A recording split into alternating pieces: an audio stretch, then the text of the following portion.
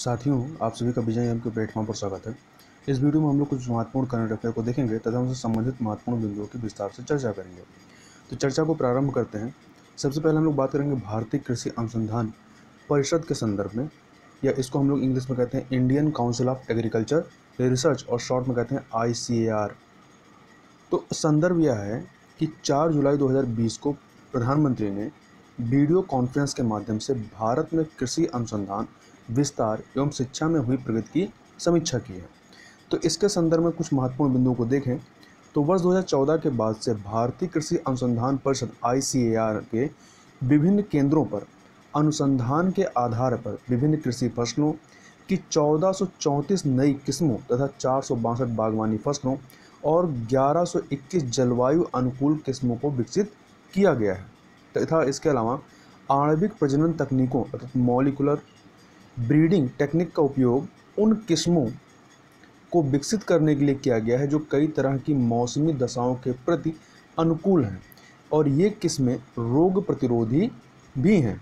उदाहरण के तौर पर गेहूं की HD 3226 किस्म जो है यह 7 रोगों एवं टमाटर की अर्कावेट जो है यह जो किस्म है यह 4 रोगों के प्रति प्रतिरोधी है। तो यहाँ याद रखिए, परीक्षा में कहीं पूछ ले कि HD 3226 यह किस की मतलब एक किस्म है या प्रजाति है, तो गेहूं की है और अर्कावेट टमाटर की है। इसके अलावा कुपोषण मुक्त भारत अभियान को बढ़ावा देने के लिए अधिक आयरन, जिंक एवं प्रोटीन सामग्री से युक्त 70 जैव उर्वरक प्रजातियों को विकसित किया गया है। इनमें आयरन, पोटेशियम, विटामिन C एवं एंटीऑक्सीडेंट से युक्त अनार की ऐसी ही एक किस्म है भगवा। तो याद रखिएगा, भगवा किसकी किस्म है या किसकी प्रजाति है, तो अनार की एक किस्म है या वैरायटी है। तथा कृषि विज्ञान केंद्रों के माध्यम से पोषण थाली और पोषण बागानों को प्रोत्साहन दिया जा रहा है तथा आंगनवाड़ी कार्यकर्ताओं को ग्रामीण क्षेत्रों की महिलाओं के लिए संतुलित खुराक सुनिश्चित करने के उद्देश्य से पोषण बागानों को विकसित करने के लिए प्रशिक्षित किया जा रहा है या इनको प्रशिक्षण प्रदान किया जा रहा है।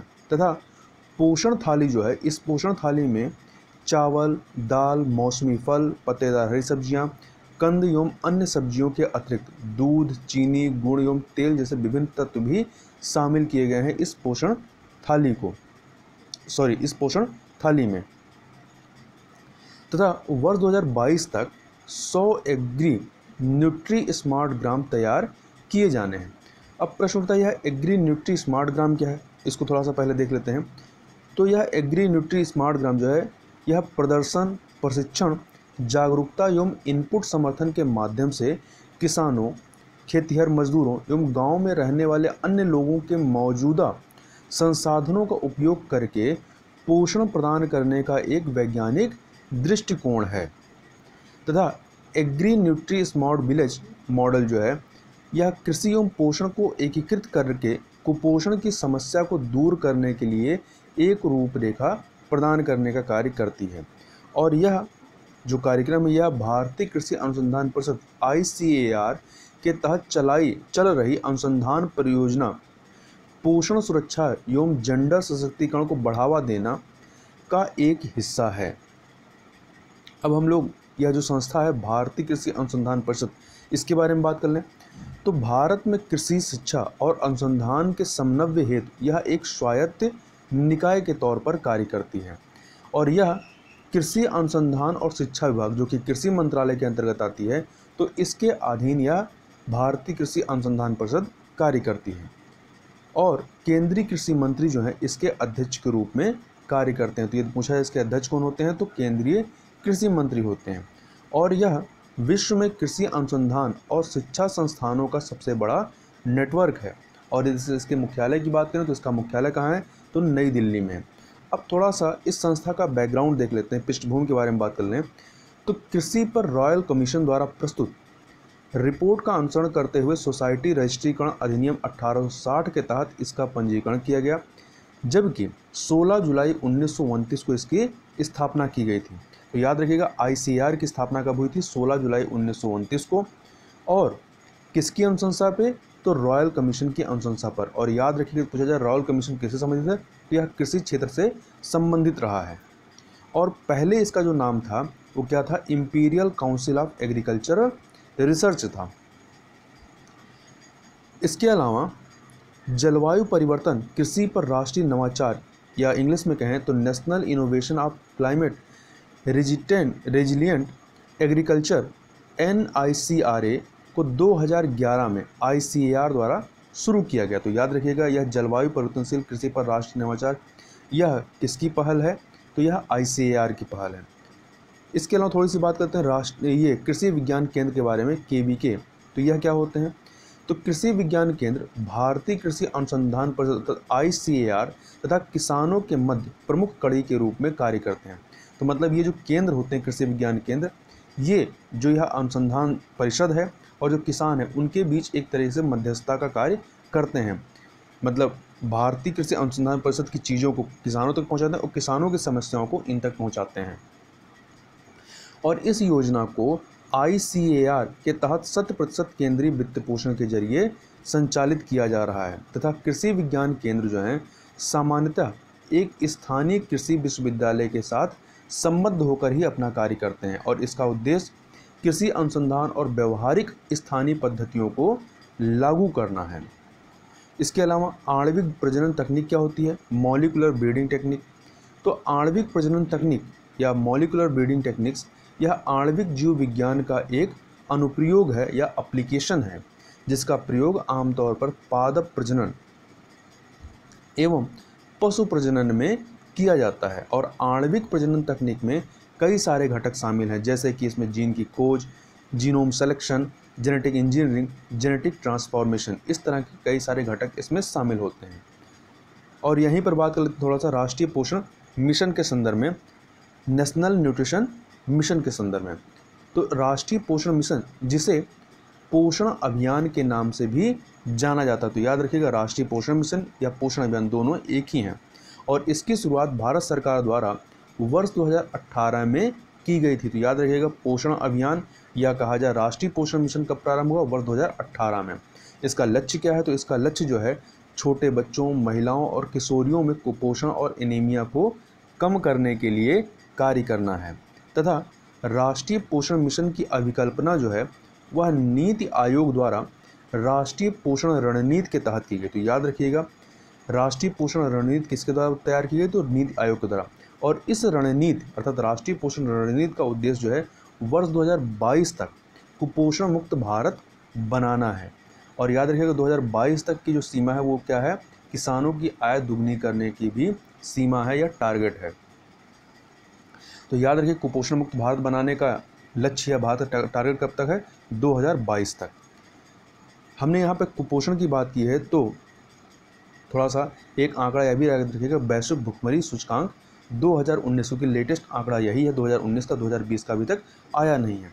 तो याद रखिएगा वैश्विक भुखमरी सूचकांक जो 2019 था, इसमें भारत की रैंकिंग कितनी थी, 102 थी। कितनी, 102, जबकि इससे एक साल पहले अर्थात 2018 में 103 थी। तो इस प्रकार से एक अंक का जो है सुधार हुआ था, तो 102 अंक पे है। अब हम लोग यहाँ पर अगला देखते हैं प्रत्यर्पण संधि के बारे में। तो प्रत्यर्पण संधि संदर्भ क्या है, यह चर्चा में क्यों आया, तो हाल ही में ऑस्ट्रेलिया ने चीन द्वारा हांगकांग में लगाए गए राष्ट्रीय सुरक्षा कानून की प्रतिक्रिया में हांगकांग के साथ अपनी प्रत्यर्पण संधि को निलंबित कर दिया है। क्योंकि राष्ट्रीय सुरक्षा कानून जो कि चाइना के द्वारा हांगकांग में लगाया गया, इसका काफ़ी बड़े स्तर पर हांगकांग में भी और वैश्विक पटल पर भी इसका विरोध किया जा रहा है। तो इसी विरोध को प्रकट करने के लिए ऑस्ट्रेलिया ने अपनी यह जो प्रत्यर्पण संधि थी हांगकांग से, उसको निलंबित कर दिया है, सस्पेंड कर दिया है। अब कुछ प्रमुख बिंदुओं को देख लेते हैं। तो हांगकांग जो है चीन का एक विशेष प्रशासनिक क्षेत्र है, स्पेशल एडमिनिस्ट्रेटिव रीजन्स SAR है। यह बेसिक लॉ नामक एक मिनी संविधान द्वारा शासित है, जो चीन की एक देश दो प्रणाली के सिद्धांत की पुष्टि करता है। तो यहाँ याद रखिएगा यदि परीक्षा में आ जाए कि बेसिक लॉ किससे संबंधित है, तो यह हांगकांग से संबंधित है। और बेसिक लॉ के तहत इसे दी गई स्वतंत्रता, हांगकांग को दी गई स्वतंत्रता चाइना के द्वारा 2047 में समाप्त हो जाएगी। और अभी यह स्पष्ट नहीं है कि इसके बाद हांगकांग की स्थिति क्या होगी, मतलब यही स्थिति कंटिन्यू चलेगी या कुछ दूसरी स्थिति बनाई जाएगी। तथा ऑस्ट्रेलिया द्वारा वर्ष 1993 में हांगकांग के साथ प्रत्यर्पण संधि लागू की गई थी। अब थोड़ा सा मैप में हांगकांग को भी देख लेते हैं, जिससे आपको क्लियर रहेगा। तो ये आपका ऊपर देख सकते हैं चाइना है, ये आपका चाइना वाला पोर्शन है, और ये जो येलो दिख रहा है, पीला दिख रहा है, ये पूरा का पूरा क्या है, हांगकांग है। और ये हांगकांग वाला इलाका जो है एक प्रकार से यह द्वीप जैसा है, ठीक है। तो ये पूरा जो यहाँ पर जो समुद्र है वो कौन सा है, साउथ चाइना सी, मतलब हांगकांग के चारों तरफ या कह सकते हैं तीनों तरफ जो समुद्र है कौन सा है, साउथ चाइना सी है। और यहीं ऊपर जाएंगे तो यहीं पर आपका क्या है, ताइवान है, ठीक है। और यहीं पर ये कौन सा, ये जो निकला हुआ ये आपका है हाईकोयू या हेनान आइलैंड है, ठीक। तो इतनी चीज़ें याद रखिएगा। आगे चलते हैं, इसी में थोड़ा सा प्रत्यर्पण क्या होता है इसको देख लेते हैं। एक्सट्रेडिशन, तो यह किसे कहते हैं? तो प्रत्यर्पण जो है किसी देश द्वारा अपनाई जाने वाली औपचारिक प्रक्रिया है जो किसी व्यक्ति को किसी दूसरे देश में अभियोजन के लिए आत्मसमर्पण करने या प्रार्थी देश के अधिकार क्षेत्र में अपराध करने वाले व्यक्ति पर अभियोग चलाने की अनुमति प्रदान करती है। इसको साधारण भाषा में समझिए कि मान लीजिए दो देश हैं ए और बी। कोई व्यक्ति जो है ए देश में अपराध करता है और यहाँ से फरार होकर भगोड़ा होकर के भाग करके बी देश में जा कर के छुप जाता है। तो यदि ए और बी में प्रत्यर्पण संधि है तो बी के द्वारा जो इसके यहाँ आया हुआ अपराधी है इसको ए को पुनः वापस भेज दिया जाता है। तो इसी को कहते हैं प्रत्यर्पण करना, कि ये जो अपराधी इसने ए देश में अपराध किया था तो इसको फिर से ए में भेजा जाएगा कि यहाँ पर इसके ऊपर मुकदमा चलाया जा सके। तथा इस प्रकार की संधियों को आमतौर पर द्विपक्षीय या बहुपक्षीय संधि के माध्यम से लागू किया जा सकता है। मतलब या तो कई सारे देश मिलकर के एक समूह बना करके आपस में कर लें या दो देश जो हैं वो बायलैटरली कर लें।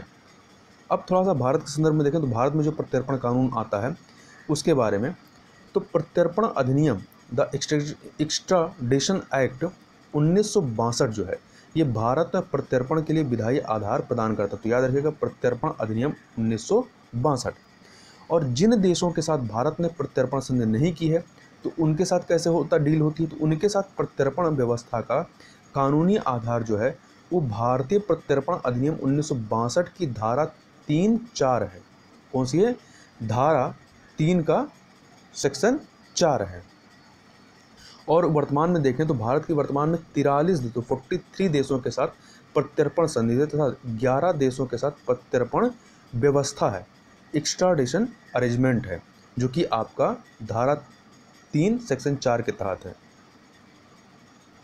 आगे चलते हैं, आगे बात करते हैं दिल्ली नगर कला आयोग DUAC के बारे में। तो यह वर्ष 1973 में संसद के अधिनियम द्वारा गठित एक वैधानिक निकाय है तथा सांविधिक संस्था है। यह इसका प्रमुख कार्य जो है वो दिल्ली में शहरी तथा पर्यावरणीय डिजाइन की सौंदर्यपरक विशिष्टता की रक्षा, विकास एवं रखरखाव संबंधी विषयों में भारत सरकार को परामर्श देना है। और यह किसी भी स्थानीय निकाय को सलाह और मार्गदर्शन प्रदान करने का कार्य करता है तथा यह आयोग भारत सरकार के नीति परामर्शी, नियोजन निकाय और विशेषज्ञ की त्रिआयामी भूमिका निभाता है। मतलब तीनों भूमिका, नीति परामर्शी का, नियोजन निकाय का और विशेषज्ञ की भूमिका। आगे चलते हैं, आगे बात कर लेते हैं भारत वैश्विक सप्ताह 2020 के संदर्भ में या इंडिया ग्लोबल वीक 2020। तो संदर्भ क्या है? तो संदर्भ यह है कि 9 जुलाई 2020 को प्रधानमंत्री ने लंदन में शुरू हो रहे भारत वैश्विक सप्ताह 2020 अर्थात इंडिया ग्लोबल वीक 2020 सम्मेलन को संबोधित किया। और यह जो आयोजन है, यह जो सम्मेलन है, इसकी थीम क्या रही है? इसकी थीम थी we the revival a better new world, we the revival a better new world. और इसका उद्देश्य क्या है इस सम्मेलन का? तो भारत की व्यापार एवं विदेशी निवेश प्रक्रियाओं पर ध्यान केंद्रित करना और सामरिक एवं सांस्कृतिक अवसरों का पता लगाना एवं इन क्षेत्रों में आने वाली चुनौतियों को समझना एवं उनके संदर्भ में उचित निर्णय लेने के उद्देश्य से इसका आयोजन किया जाता है। अब जो आयोजन करता है उसके बारे में बात करें तो इंग्लैंड स्थित मीडिया हाउस एक है जिसका नाम है इंडिया इंक समूह। इसके द्वारा इस कार्यक्रम को वार्षिक तौर पर आयोजित किया जाता है, मतलब हर वर्ष इसको आयोजित किया जाता है। अब इसके संदर्भ में कुछ अन्य तथ्यों को भी देख लें तो इस सम्मेलन में 30 देशों के 5000 वैश्विक प्रतिभागी एक साथ भाग लेंगे और यह सम्मेलन 3 दिनों तक 9 से लेकर 11 जुलाई 2020 तक चलेगा। और इस आयोजन से देश अर्थात भारत के इन्वेस्ट इंडिया कार्यक्रम को बेहतर बनाने में मदद मिलेगी। साथ ही इस सम्मेलन में व्यापार, भू राजनीति, बैंकिंग एवं वित्त, प्रौद्योगिकी, रक्षा एवं सुरक्षा, कला एवं संस्कृति तथा फार्मा क्षेत्र से संबंधित मुद्दे शामिल किए जाएंगे। आगे चलते हैं, आगे बात करते हैं। वर्ष 2018 में भारत से चौथी सबसे अधिक अफीम जब्ती की गई है। यह रिपोर्ट जो है, यह तथ्य जो है वर्ल्ड ड्रग रिपोर्ट 2020 के अंतर्गत बताई गई है। तो इसके संदर्भ में चर्चा कर लेते हैं। तो संयुक्त राष्ट्र मादक पदार्थ और अपराध कार्यालय, इसको इंग्लिश में हम लोग कहते हैं United nation office on drug and crime, UNODC की वर्ल्ड ड्रग रिपोर्ट के प्रमुख कुछ बिंदु हैं, उनको देख लेते हैं। तो यहाँ पर याद रखिएगा कि वर्ल्ड ड्रग रिपोर्ट किसके द्वारा जारी किया जाता है, तो संयुक्त राष्ट्र मादक पदार्थ और अपराध कार्यालय या शॉर्ट में UNODC के द्वारा इसको जारी किया जाता है। तो इसके जो प्रमुख फाइंडिंग उनको देख लेते हैं। तो वर्ष 2018 में ईरान, अफगानिस्तान और पाकिस्तान के बाद अफीम की जब्ती में भारत का चौथा स्थान रहा। तो सबसे ज़्यादा अफीम कहाँ जब्त किया गया, ईरान में किया गया और भारत चौथे स्थान पर है। तथा हेरोइन जो ड्रग होता है इसकी जब्ती भारत में 3 टन की गई है। तो हेरोइन जब्ती के मामले में भारत जो है विश्व में 12वें स्थान पर है। अगला इसमें देखते हैं, अफीम की खेती के तहत वैश्विक क्षेत्र जो है 2019 में लगातार दूसरी बार गिरावट आई है। तो वर्ष 2018 में इसके क्षेत्र में 17% की गिरावट थी, जबकि 2019 में इसमें 30% की गिरावट या कमी दर्ज की गई है। इसके अलावा विश्व में अफीम तस्करी का जो मुख्य प्रवाह है वो 3 प्रमुख उत्पादन क्षेत्रों से होता है। तो कौन से 3 प्रमुख क्षेत्र हैं, पहला है अफगानिस्तान, दूसरा है म्यांमार लाओस, तीसरा है मैक्सिको, कोलंबिया, ग्वाटेमाला। और याद रखिएगा कि भारत जो है दुनिया में 2 प्रमुख अवैध अफीम उत्पादन क्षेत्रों के मध्य में स्थित है। तो कौन से, पश्चिम में गोल्डन क्रिंसेट, तो गोल्डन क्रिंसेट में कौन से आते हैं, ईरान, अफगानिस्तान, पाकिस्तान, और पूर्व में स्वर्णिम त्रिभुज, ठीक है, गोल्डन ट्रायंगल, तो इसमें दक्षिण पूर्व एशिया आते हैं। तो याद रखिएगा गोल्डन क्रिंसेट हो या स्वर्णिम त्रिभुज, ये किस लिए प्रसिद्ध हैं या किस लिए चर्चा में रहते हैं, तो ये आपके अफीम उत्पादन या ड्रग्स के व्यापार और उत्पादन के लिए या जाने जाते हैं। अब थोड़ा स्वर्णिम त्रिभुज क्षेत्र के बारे में देख लें। तो इसमें म्यांमार, लाओस और थाईलैंड के पहाड़ों पर एक संयुक्त क्षेत्र है इसके अंतर्गत, और यह जो है दक्षिण पूर्व एशिया का मुख्य अफीम उत्पादक क्षेत्र है तथा स्वर्णिम त्रिभुज क्षेत्र जो है भारत के पूर्वी हिस्से में स्थित है। और यह यूरोप और उत्तरी अमेरिका में मादक पदार्थों की आपूर्ति करने के लिए तस्करों द्वारा उपयोग किए जाने वाले सबसे पुराने मार्गों में से एक है।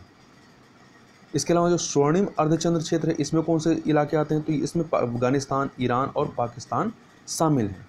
और यह अफीम के उत्पादन और उसके वितरण के लिए प्रमुख वैश्विक स्थलों में से एक है और यह भारत के पश्चिम में स्थित है। अब थोड़ी सी चर्चा हम लोग जिस संस्था के द्वारा यह रिपोर्ट जारी की गई उस संस्था के बारे में बात करें, अर्थात ड्रग्स और अपराध पर संयुक्त राष्ट्र कार्यालय या इंग्लिश में कहें तो United nation office of drugs and crime, UNODC के बारे में।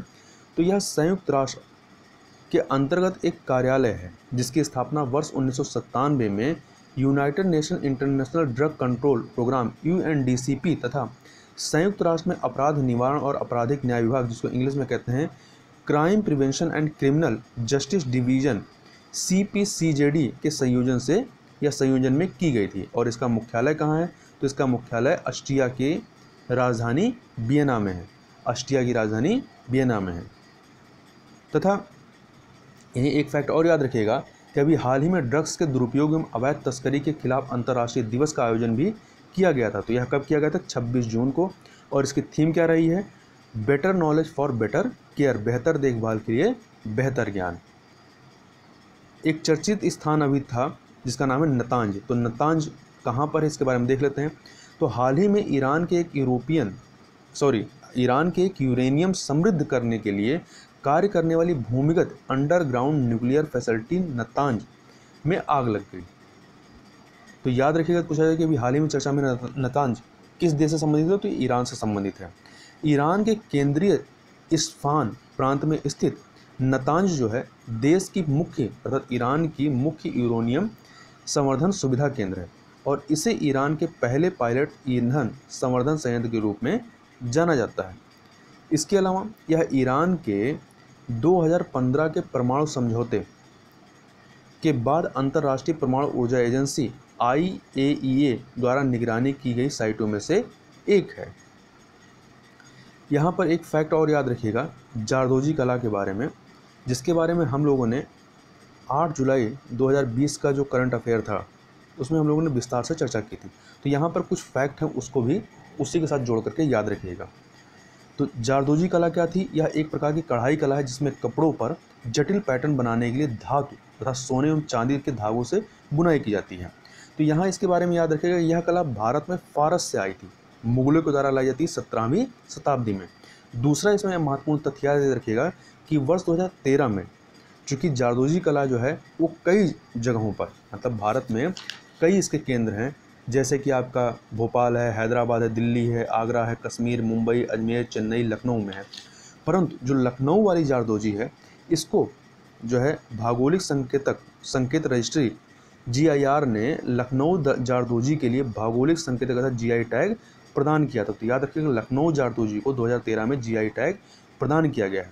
और यहीं पर एक चीज़ और याद रखिएगा कि GI टैग किस अधिनियम के माध्यम से दिए जाते हैं किसी को, तो यह है वस्तुओं का भौगोलिक सूचक पंजीकरण और संरक्षण अधिनियम 1999 या इंग्लिश में कहें तो geographical indication of goods registration and protection act 1999। तो यह अधिनियम का नाम याद रखिए क्योंकि कई बार परीक्षा में पूछ लिया जाता है कि GI टैग किस अधिनियम के माध्यम से प्रदान किया जाता है। तो इतनी फैक्ट यहाँ पर याद रखिएगा। तो इस प्रकार से यहाँ पर हमने कुछ महत्वपूर्ण करंट अफेयर को देखा। तो इस वीडियो में बस इतना ही, मिलते हैं नेक्स्ट वीडियो में, तब तक के लिए बहुत बहुत धन्यवाद।